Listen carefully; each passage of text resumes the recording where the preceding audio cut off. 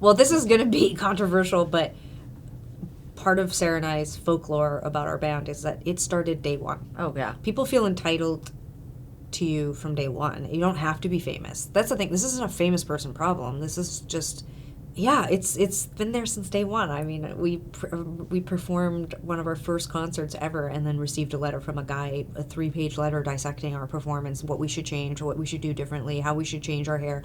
You know, second or third concert, it's like someone writing saying, I saw your first concert and this time you walked right by me like you didn't see me and you guys are full of yourselves. It was like we were 17 years old. Like, we've been told what to do with our hair, our bodies, asked inappropriate questions about our bodies. I was just saying this morning that I remember from people would tell me, I would meet people after a show and they would say, I don't like that you sing with your eyes closed. I don't feel as connected to you. And I would be like, oh my God. So it's like, start your own band and pin your eyes open. Yeah. I mean, it's like, leave me alone. You know? I would say that the only thing that really changed with social media is the volume of how much you hear and how loud you hear it. I think there was a time in, like, sort of, I call it the 2008 to 2015 range, where if you were a band, whether you were signed to a major label or not, every single meeting was about social media.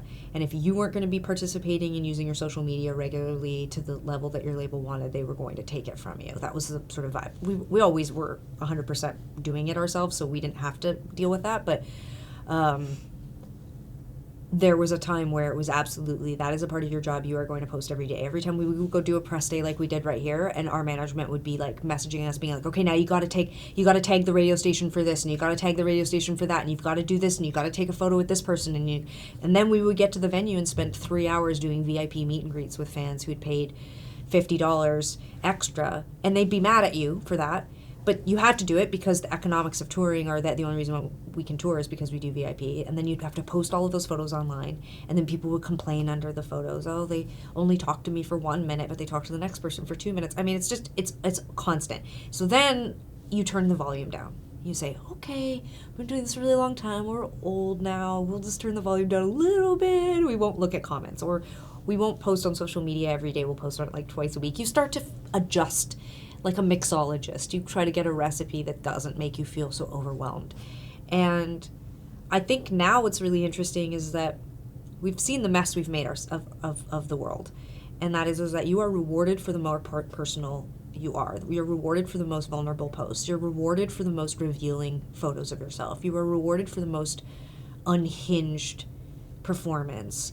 You know, this generation is excellent, like, at going online and saying, I'm upset. I don't like this. Stop treating me this way. Chappell Roan, Muna did it this week, and it's unbelievable to me.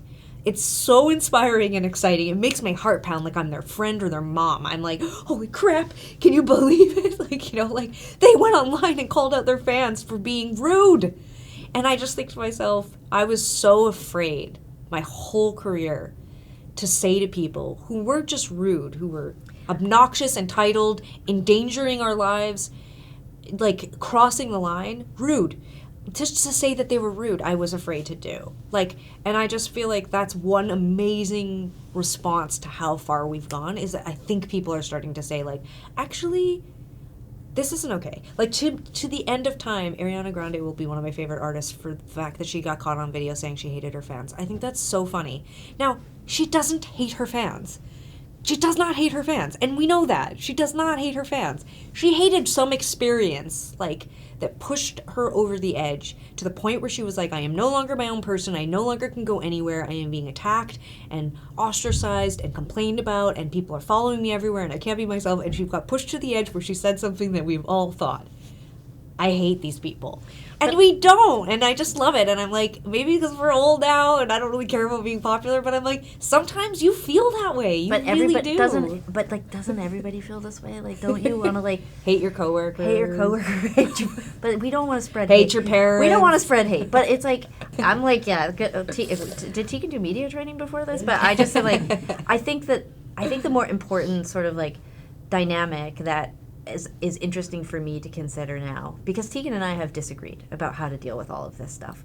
Like, I've been more outspoken than Tegan around setting boundaries with people. I've been more outspoken about, you know, when the press or when certain journalists would speak about Tegan and I in ways that I felt were, like, you know, homophobic or misogynist or whatever. Like, I've always felt like it was really important to drive that boundary and say, like, this isn't okay. And Tegan didn't always agree with me. So I feel like, you know, it's a reckoning even within our dynamic and our band that Tegan can start to say, wow, like, I've been made to feel ashamed by this behavior, like, and not liking this behavior or this invasion on my life, and I want to set a boundary with people. Because that's all we're doing. You know, we're not saying we don't want fans or we don't want people to support us. All we're asking is for, you know, that consideration of, like, what, you know, would you do this to the average person? No, you wouldn't. And actually I thought it was a very compelling moment in the film, and the first time I saw an edit of it, it really moved me. But it is so obvious, and I don't blame people for this because it's very common, but I think a lot of the victims had no idea